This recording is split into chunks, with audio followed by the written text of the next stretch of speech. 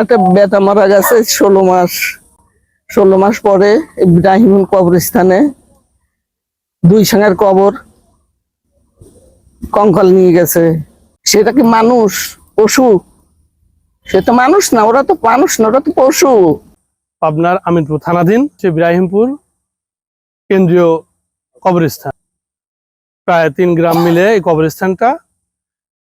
এই কবরস্থানে গত রাতে প্রায় 21 থেকে 22টা লাশ উত্তোলন করে নিয়ে গেছে। কেউ বা কারা, কেউ বলতে পারে না বা কেউ জানতেও পারে না। এই যে একটা ঘৃণ কাজ, মানুষ মরেও শান্তি নেই, শেষ ঠিকানায় যে একটু শান্তিতে ঘুমাবে সেটাও দুর্বৃত্তদের দ্বারা সেটা সম্ভবপর হচ্ছে না। ইব্রাহিমপুর মাদ্রাসাতে পড়ি, এখান থেকে শুনে আসলাম যে এখানে কবরস্থানে লাশ তুলছে। এটা এখানে আসার পর দেখলাম যে ঘটনাটা সত্য।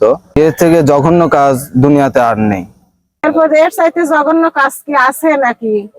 মানুষের লাশ যদি তুলে নিয়ে যায়, এর চাইতে জঘন্য কাজ তো আর নাই। যারা এইগুলো কাজ করছে, কবরে এসে নিরাপত্তা নাই, দুনিয়াতেও নাই, কবরস্থানেও নাই। সকালে কবর জিয়ারত করার জন্য আসছে এখানে। আসার পরে দেখতেছে এখানে কবর খোঁজা, কবরে লাশ নাই, কঙ্কাল নিয়ে যাওয়া হয়েছে। এরা তো আমার মনে হয় যে আবু জাহেল এই কাজ কোনো করতে পারে নাই। আবু জাহেলের চাইতে বেশি জঘন্য খারাপ, যে মানুষ মরার পরে যদি তার জেল খাটতে হয়। আমরা সকালে ঘুম থেকে ওঠার পরে সবাই বলতেছে যে আমাদের কবরস্থানের নাকি 25টা লাশ চুরি হয়েছে। হ্যাঁ, তো আমরা আসলাম, সবাই এলাকাবাসী দেখতেছি যে আমার চাচা, আমার দাদি, আমার এলাকার ময়মুরব্বী, ভাই বিরাদার, বন্ধু বান্ধব, আত্মীয় স্বজন সবাই এখানে, আমরা পুরো এলাকাবাসী এখানে সবাই আমরা দাফনকৃত। তো আমাদের এই লাশগুলো যদি চুরি হয়ে যায় তাহলে মানুষ নিরাপদ কোথায়?